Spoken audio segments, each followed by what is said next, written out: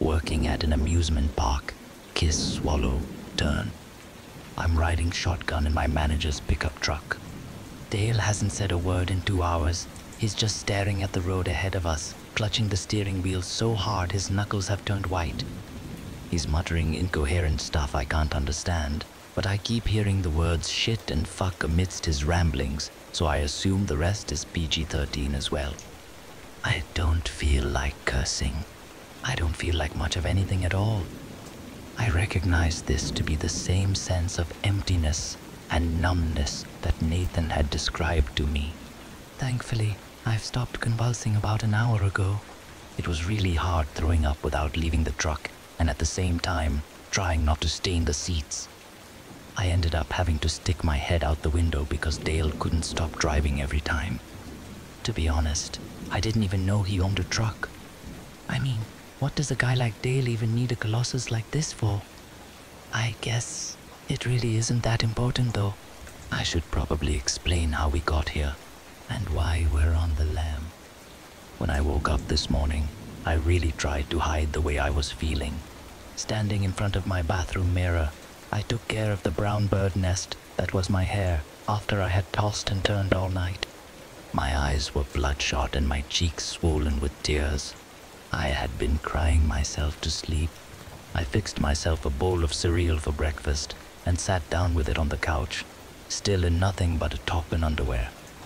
I watched TV for a little while.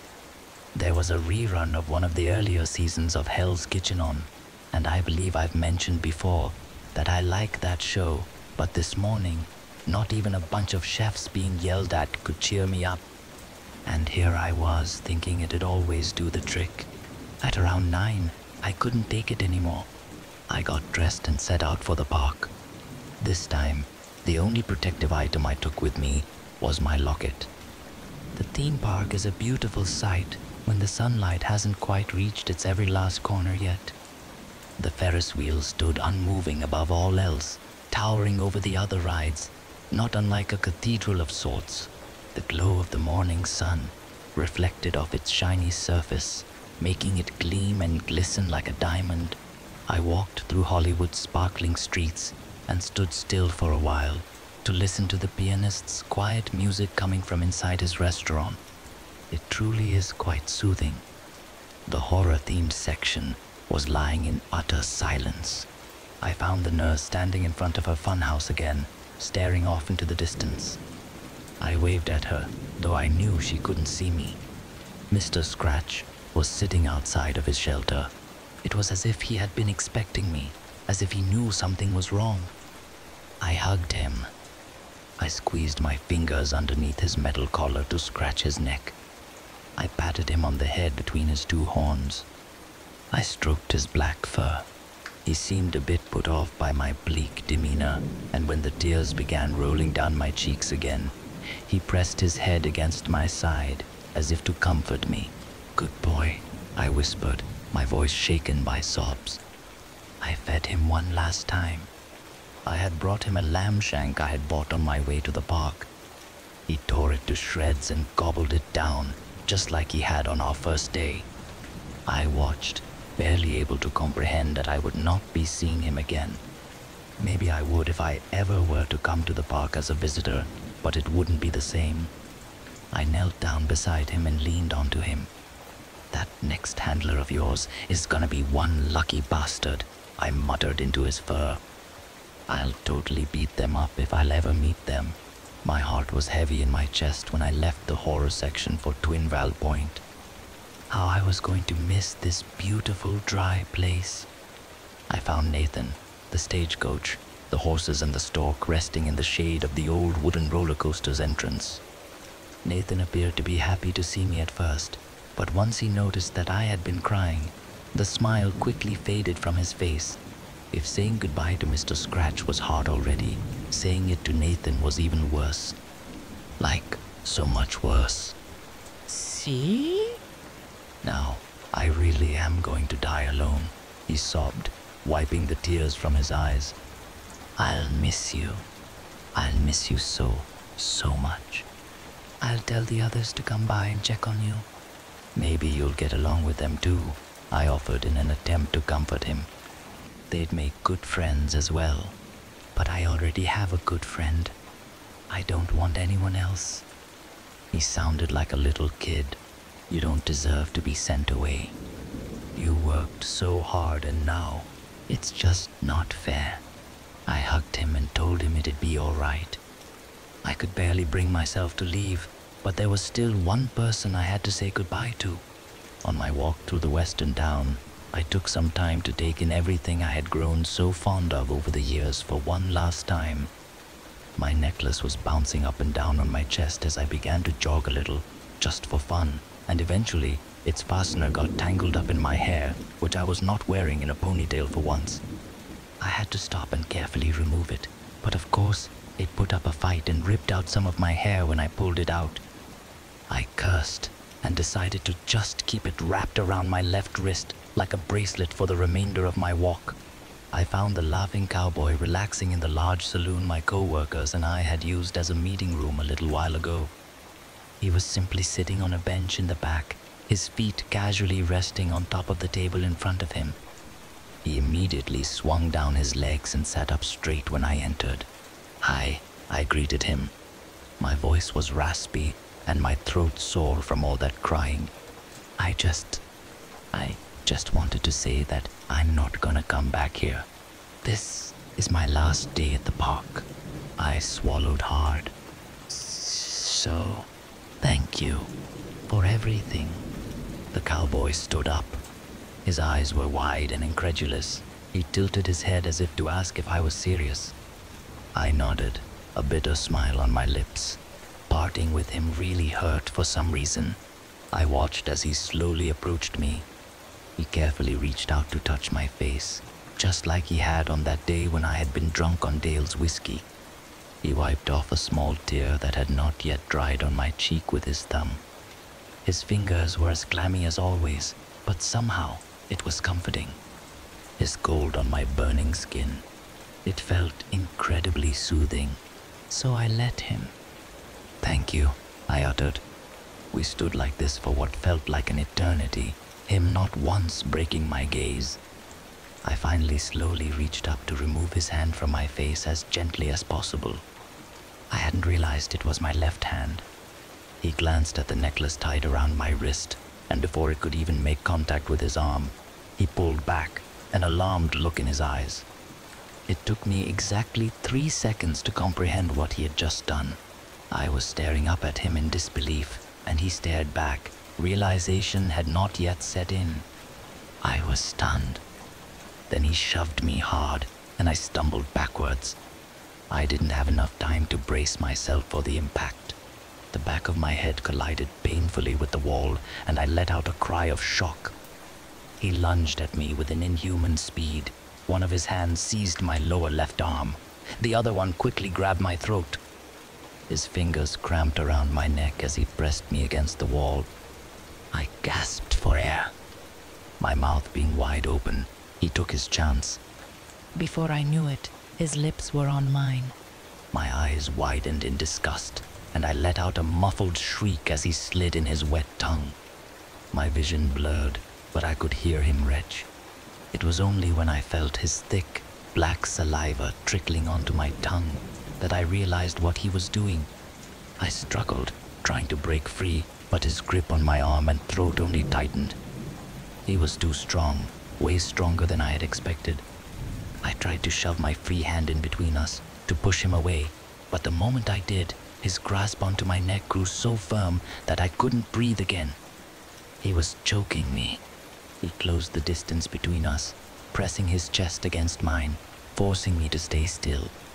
I tried to kick him, ramming my knee into him again and again, right between his legs.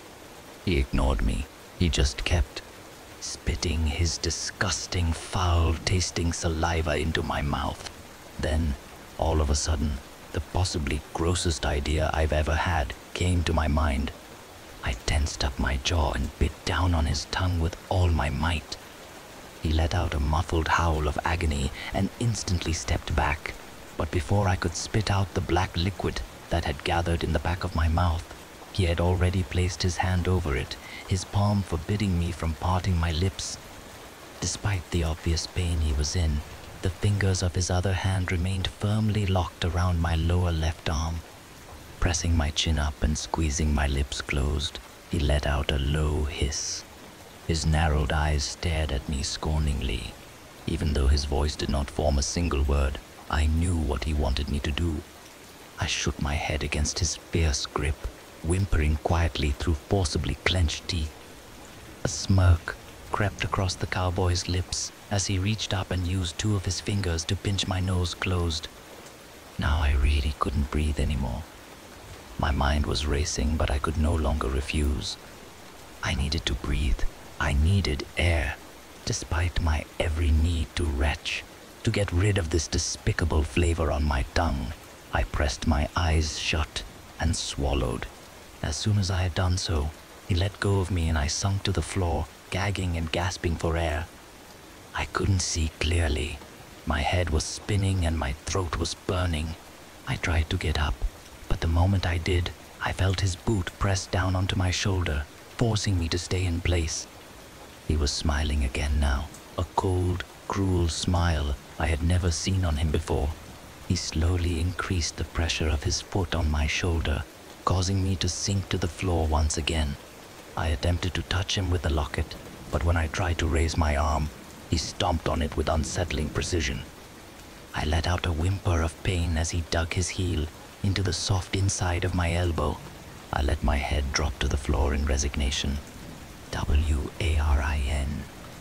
The cowboy instantly stumbled back, the painful pressure of his boot lifting from my arm. I pushed myself up with effort, only to see Dale standing in the doorway.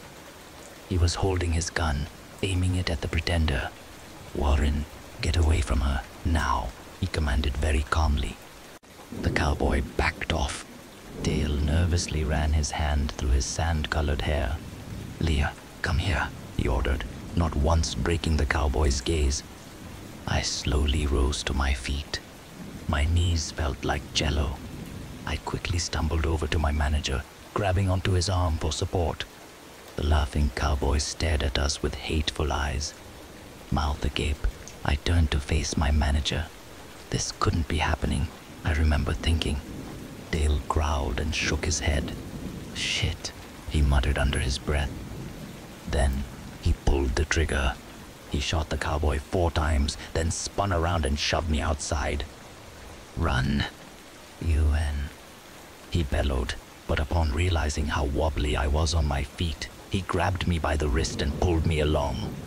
We ran, or rather stumbled, all the way over to the employee entrance.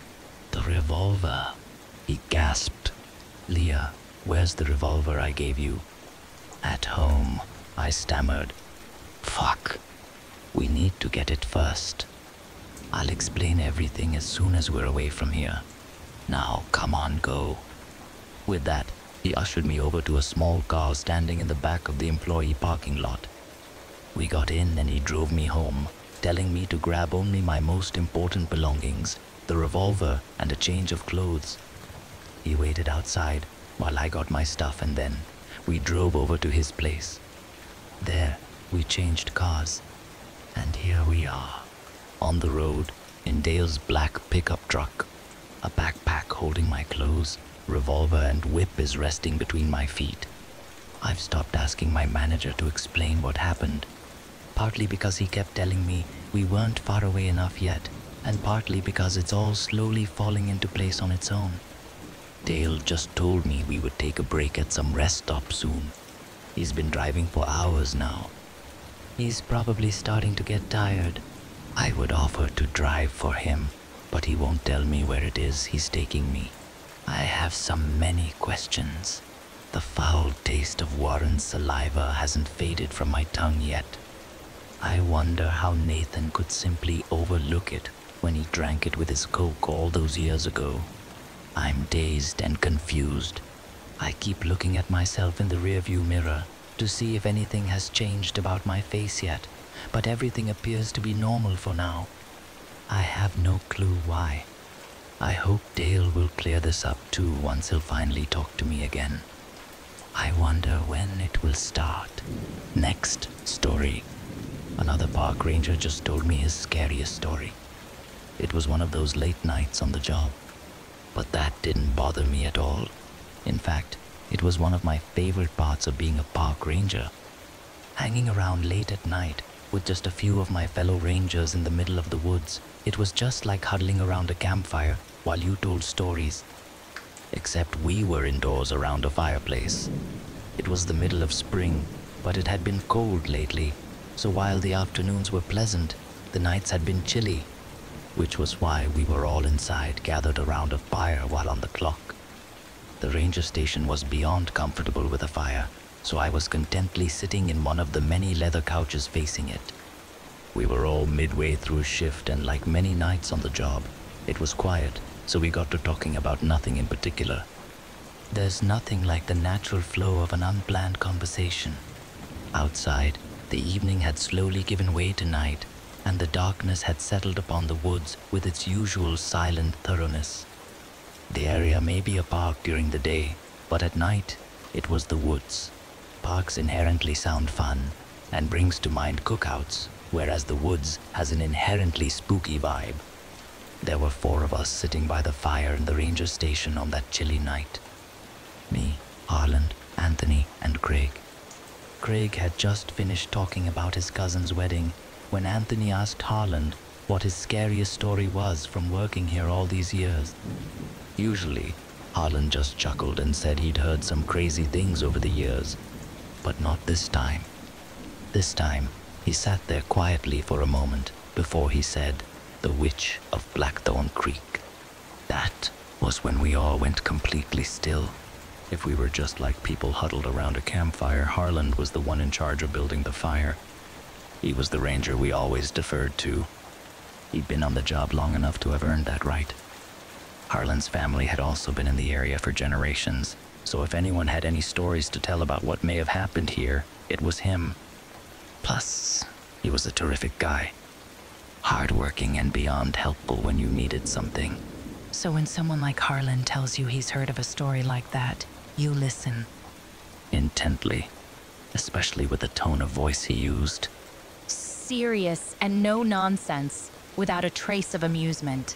The Witch of Blackthorn Creek, Harlan began in a clear voice as we all gave him our full attention. The story was first told to me by my Uncle George, who had been a lumberjack for years. According to him, people said there was a curse on the land, which was placed there by a witch. It all started one year when the harvest went bad. Since there had been nothing but plentiful harvests every year, it made people beyond suspicious. There was barely enough grain and stuff to get through winter. It didn't help matters that the town had generally been prosperous, but had recently started to go through some financial difficulties. Then, numerous bits of misfortune happened within the community over the years. Houses burning down, people going missing and never being found again. Periodically, there would be something odd left lying around near where someone had vanished. Creepy things like weird-looking dolls made from wood that never failed to rattle people. There wasn't anyone around who people thought was capable of anything like this, and since one of the families in town had experienced something like this before in a different town many years ago, they suspected there was some kind of curse put on them. Especially after a few people who kept track of all the strange events realized all of them took place on a full moon. Harland took a sip of his coffee before he continued. It all came to a head when there was a terrible accident at the town lumber mill. A fire that no one could figure out how it started. Several employees died and many others were badly injured, and the lumber mill, which was one of the biggest employers around, closed. That was when the paranoia that had been lingering under the surface boiled over.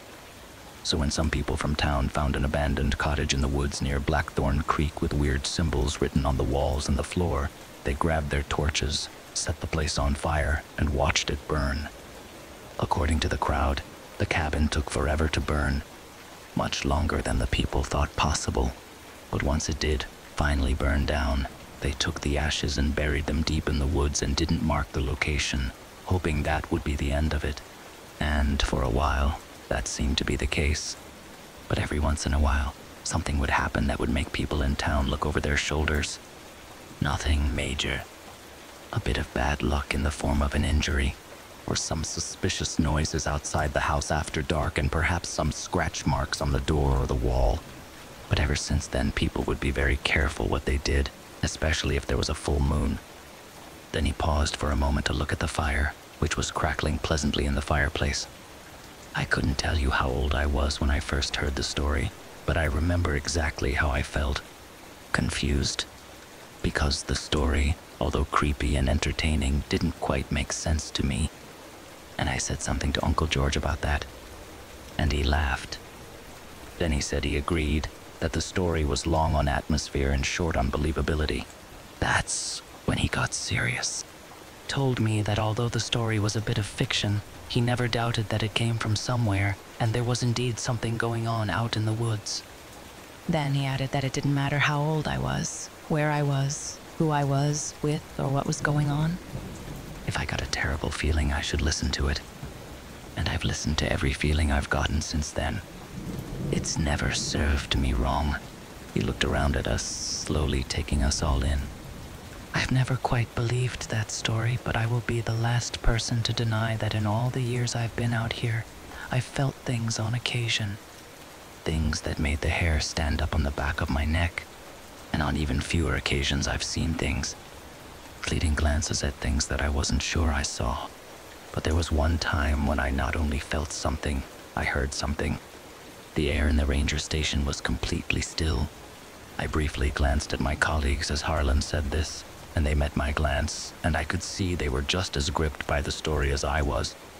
It was about 30 years ago, Harlan explained. I was just starting out as a park ranger.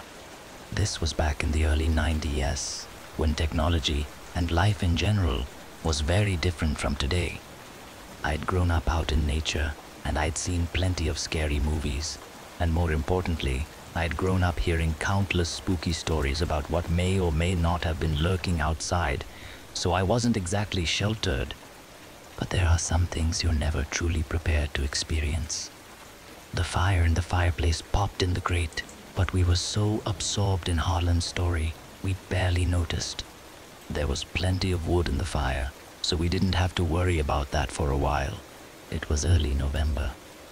Halloween had just ended, which made everyone sad because I remember that year was a particularly fun one. Darkness seemed to be arriving earlier and earlier, so I was barely halfway through my shift when the sun was going down. I remember it had been raining almost every day, so the days were all gray and cloudy, and the nights were damp with plenty of fog. But that particular morning was dry.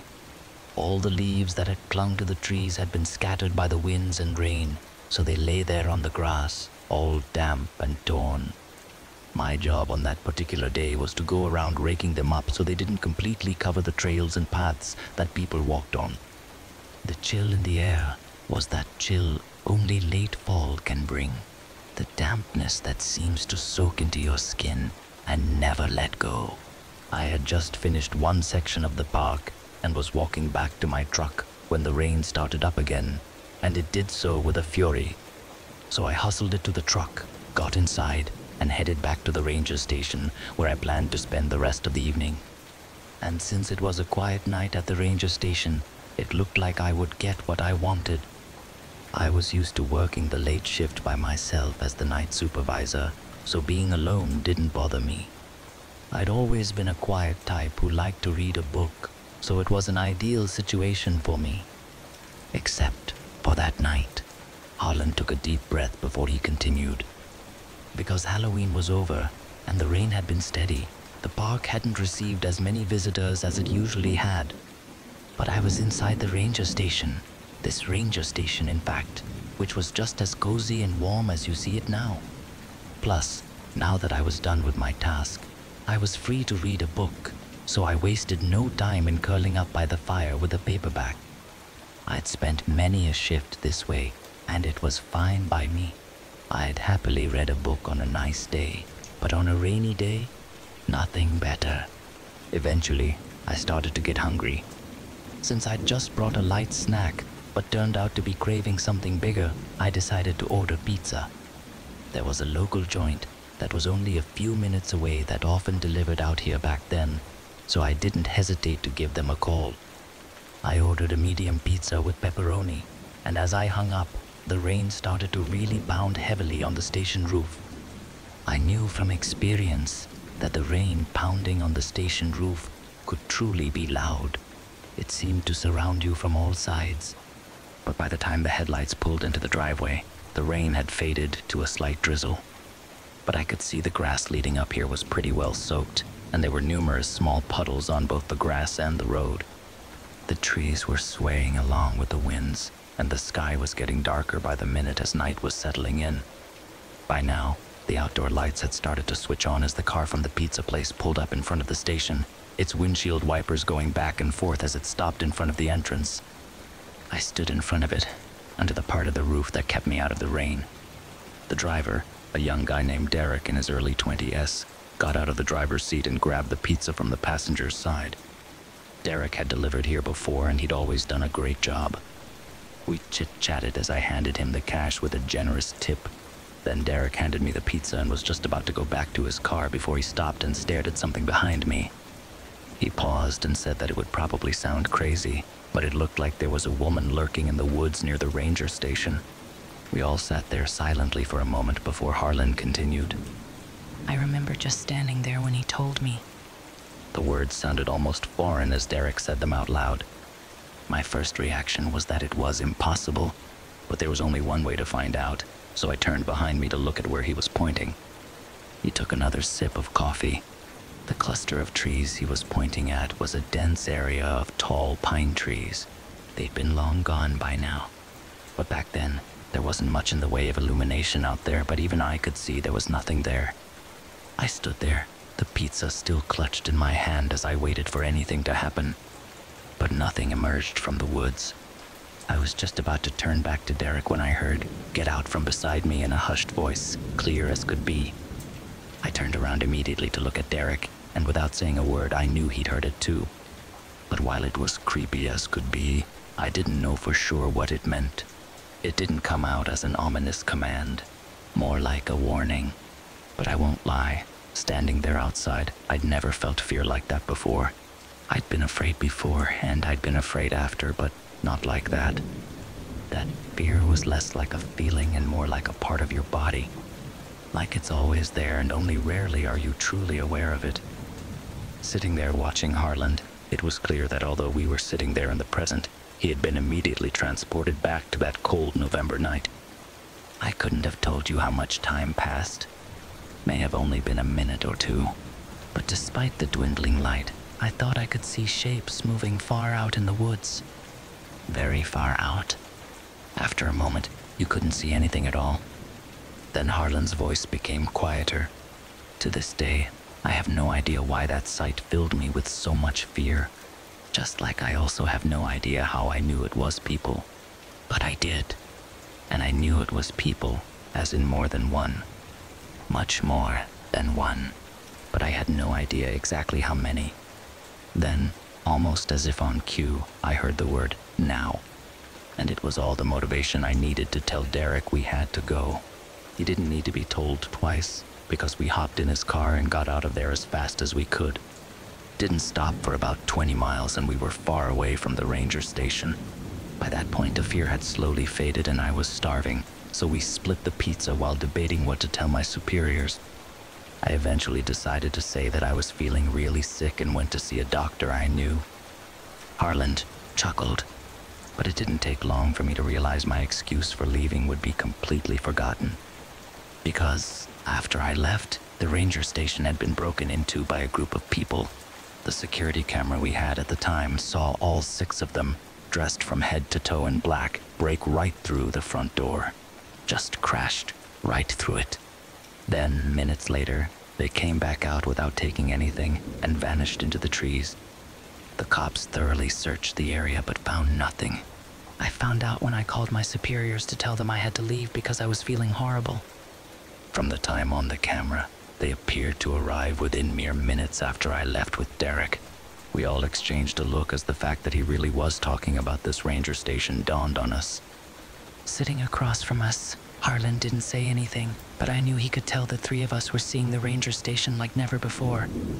The conclusion the cops reached, Harlan eventually said, is that it was a gang of professional criminals who saw the ranger station and decided to see what they could find.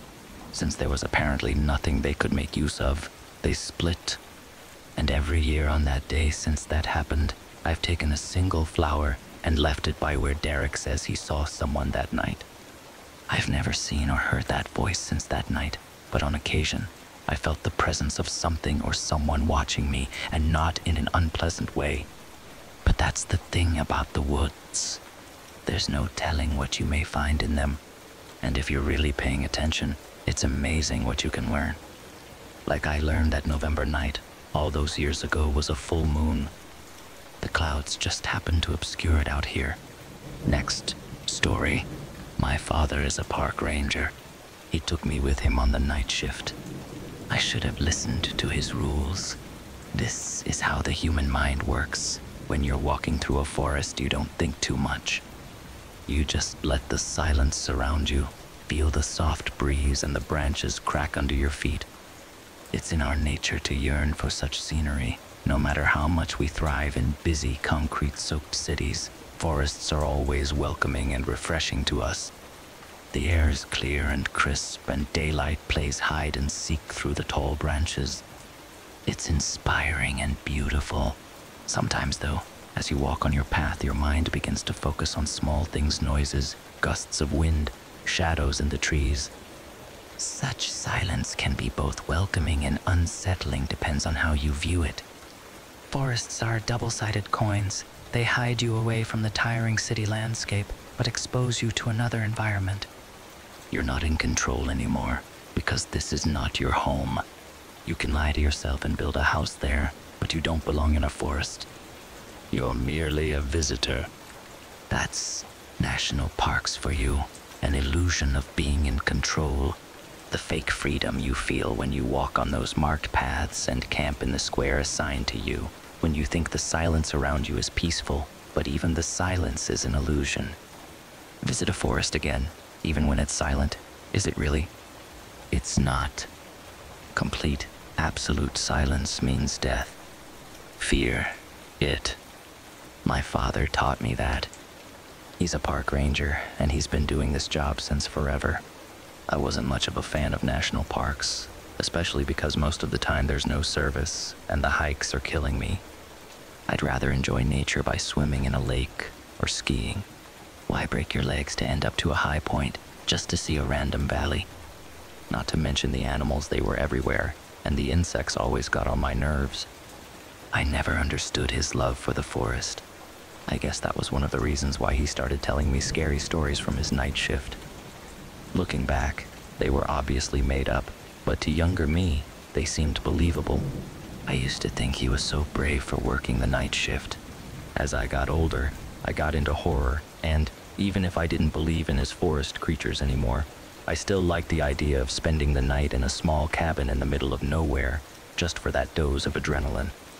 When my father said he wanted to take me with him, I accepted immediately. I knew why he offered. See, over the past years, our relationship had taken a big hit. I guess I was growing up and he didn't know how to handle that. He'd become emotionally distant and seemed to repel any of my tries to open up to him. In return, I'd become uninterested and irritable. In the words of my mother, this would have been a fun way to bond, I guess. We arrived at the park around 9 p.m. His shift started at 10 p.m. and ended at 6 a.m. His jeep pierced through the darkness and ventured into the woods. The headlights flashed the trees, turning them white against the black sky.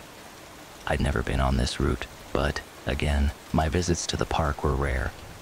We drove, for a while. Most of the time, people underestimate the size of national parks. It took us an hour and a half to get to the cabin, which wasn't even in the heart of the forest. I saw it, one single trace of humanity in the middle of nowhere, a tiny wooden cabin with flickering light bulbs and watchdogs. Before we got out of the car, my father stopped me. Listen, there are some instructions you need to follow here. I know it might seem unimportant, but they're crucial. Then he handed me a piece of paper.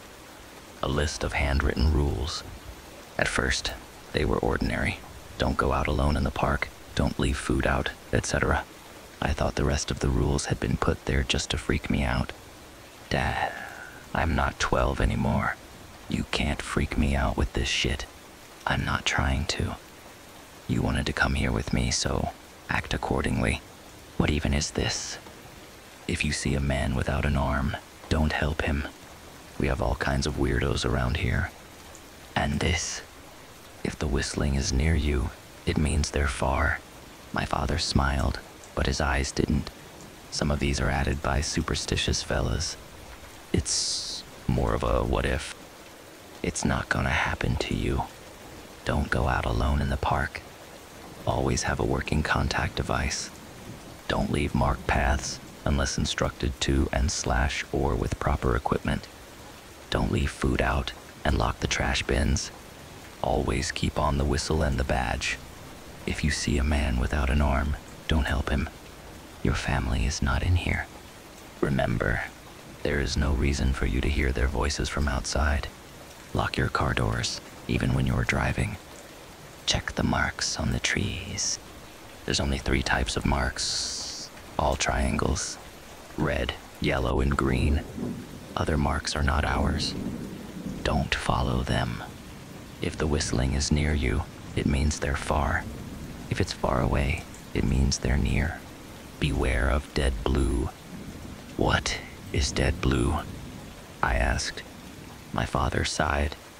You know when you're out in the woods? When you think what you hear is silence, but you realize there's dozens of sounds around you, from birds to crickets to leaves rustling. Yeah, that's because there's no such thing as silence. Absolute silence. Never. There's always sound. Movement. Life. Dead blue is complete and utter silence. That's our, code name for it. Death-inducing silence. Unnatural. Right. And when that happens, it won't. But if it does. He paused, staring at the steering wheel. Then his head turned to me. His eyes darted from mine to the window behind me. You leave. That being said, he got out of the car and I followed. The cabin was dusty and cramped. I couldn't understand how he could spend 8 hours in here. He had a small TV, but it wasn't working, a desk, and a mini fridge. You sit here all alone? I asked. Yeah. Why? That freak you out? Don't you get bored? Martin's post is 10 minutes away. Sometimes I just drive over. Nothing really happens out here anyway. My spot is pretty far from the campsites. I just have to patrol from time to time to make sure no one wanders off into the night, but that rarely happens. This is one of the wilder areas less explored. You haven't explored it all? His eyes sparkled. Wouldn't be possible. So, you don't know what's out there? That's the fun of it. You said you wanted adrenaline. There you go. I nodded. He opened the mini fridge and threw me some juice. Orange juice. I'd mentioned I liked this brand once, and he'd remembered. Maybe our relationship wasn't so bad. We sat next to each other in the small cabin. Dad locked it. I'm not gonna lie to you. Most of the time I just sleep. Literally nothing ever happens. So you really didn't see any creatures out there, like the ones you told me about when I was little? I jokingly asked. The only creature out there is my manager, and I'd rather face a million cryptids than talk to him. I laughed. I leaned in to look out the windows.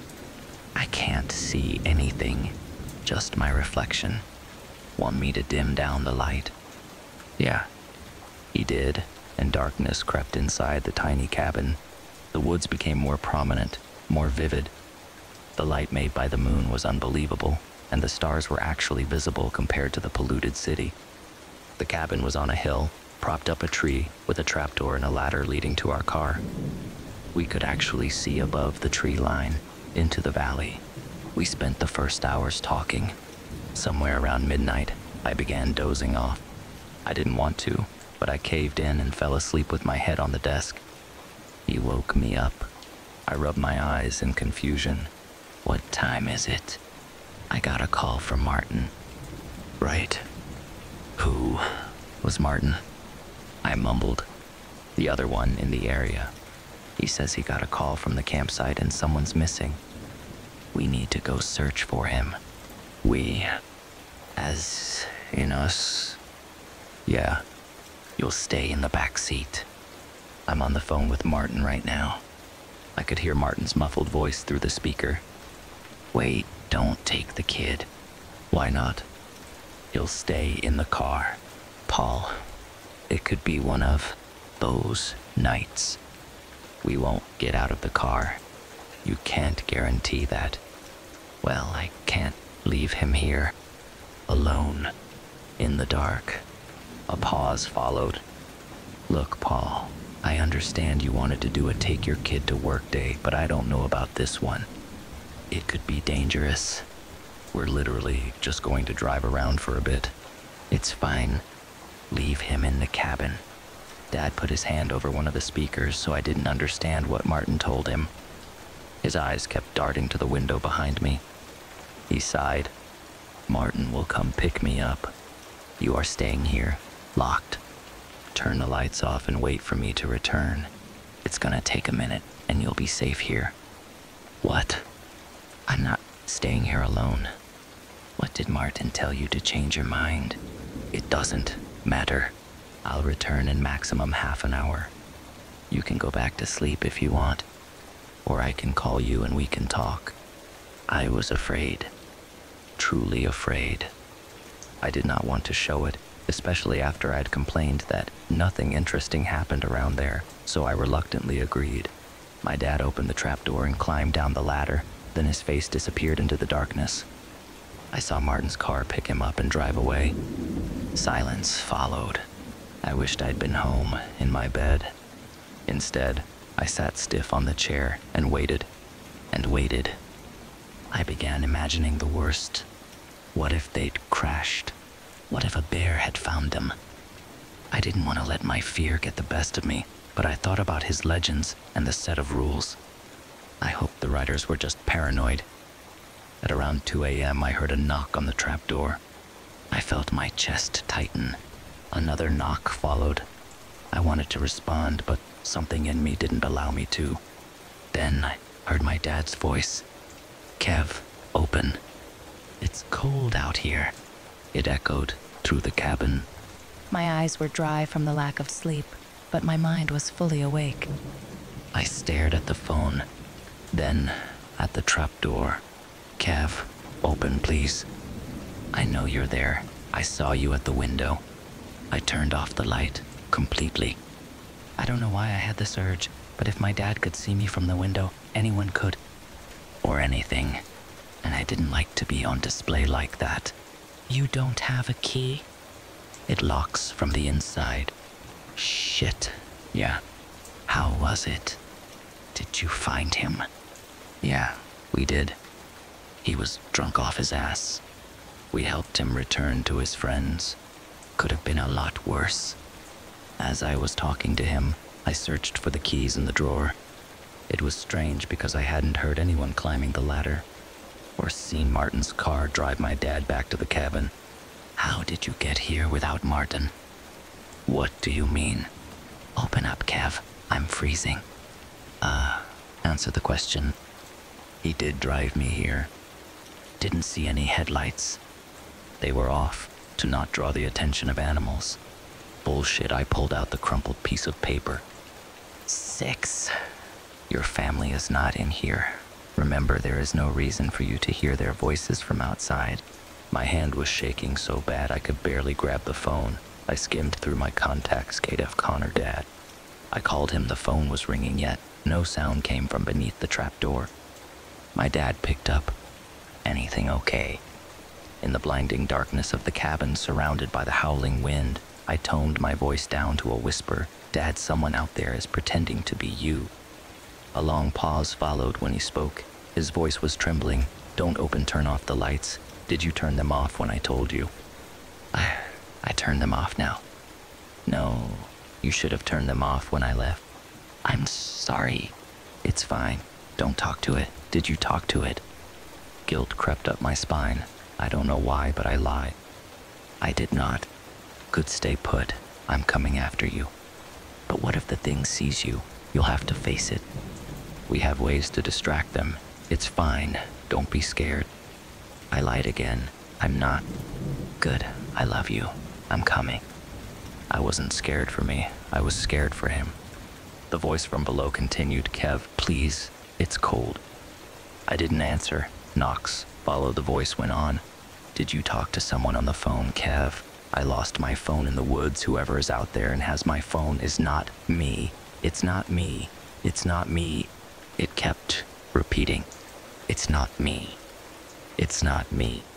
I began feeling lightheaded. Fear is one thing, but this was a combination of anxiety, stress, and guilt. I tried to control my breaths, but to no avail. The cabin was spinning around me. It's not me.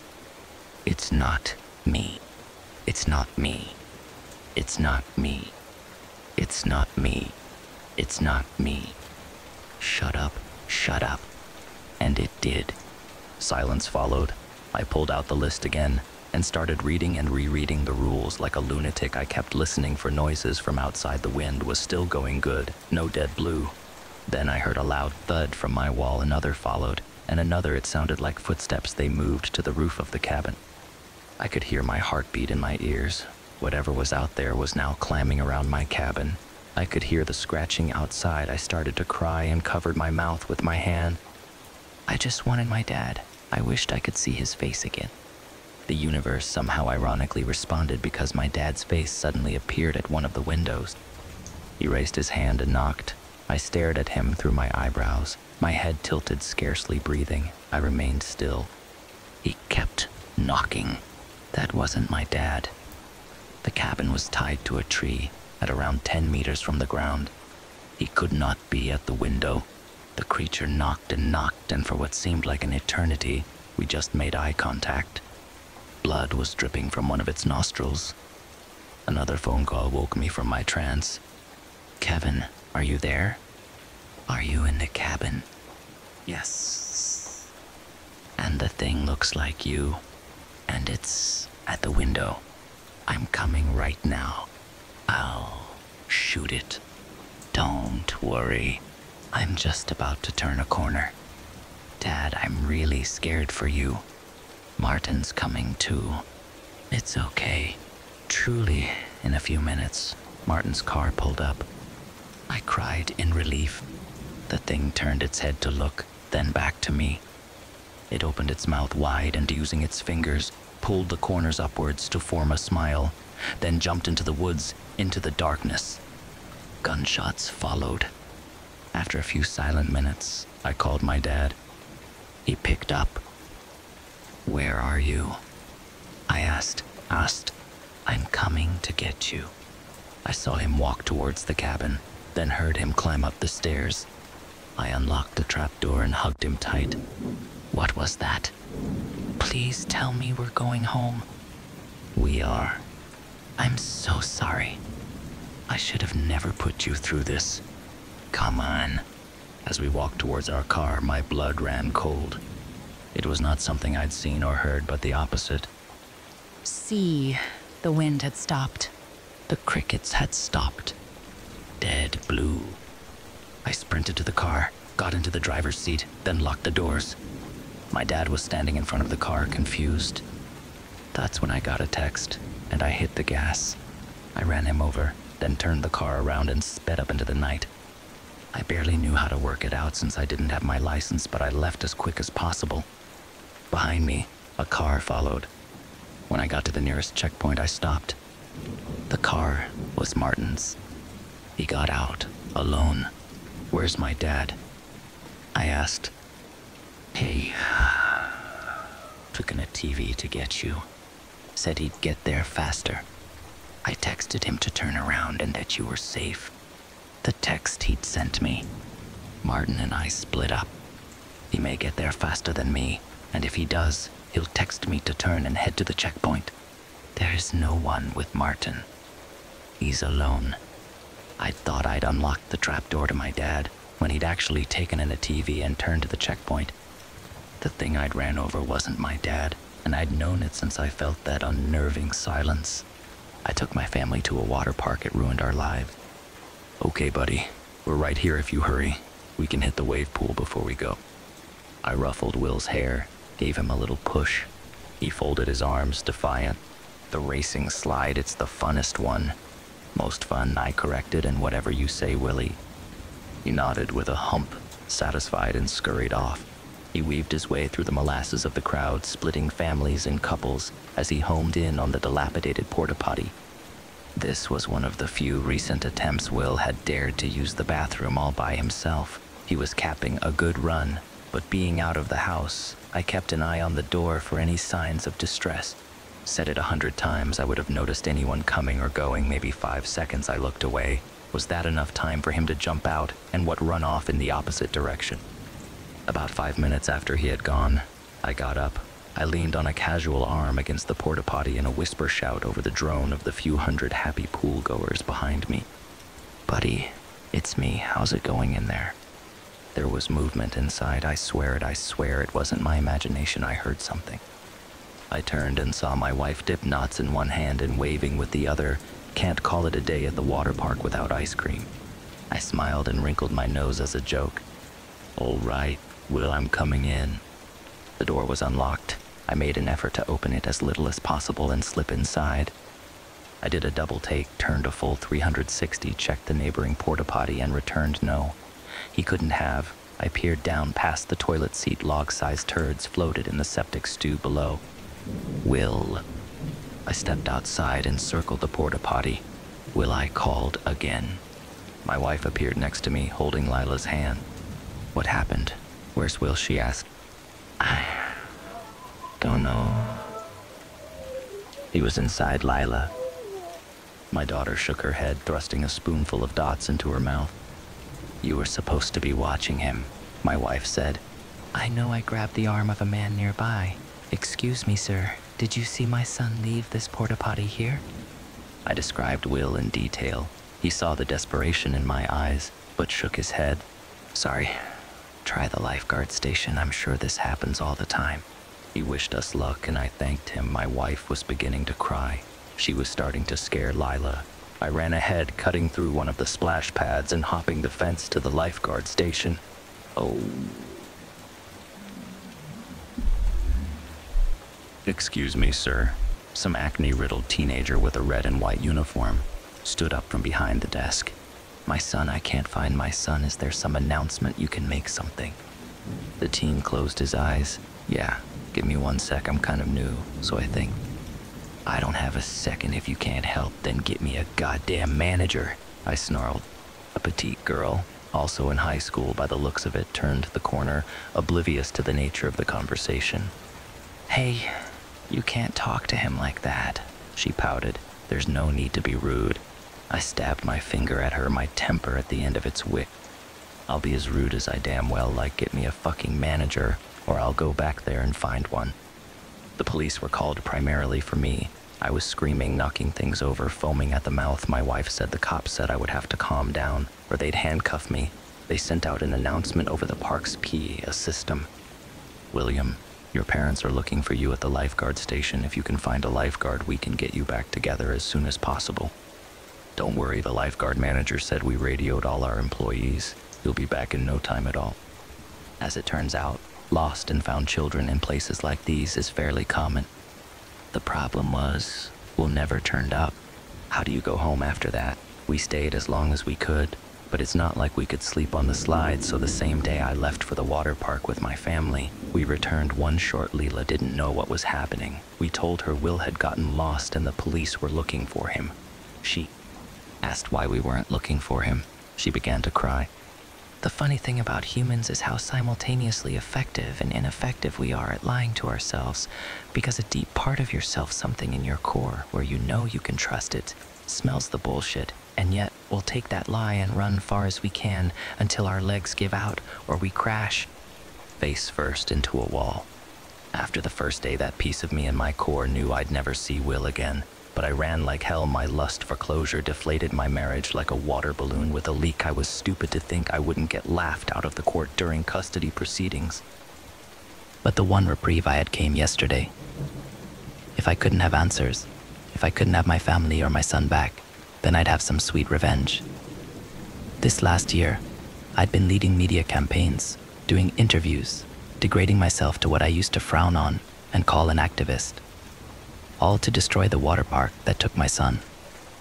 The park was small, got a lot of bad press in the local outlets where most of their customers were. Apparently, this wasn't the first incident in the park's history.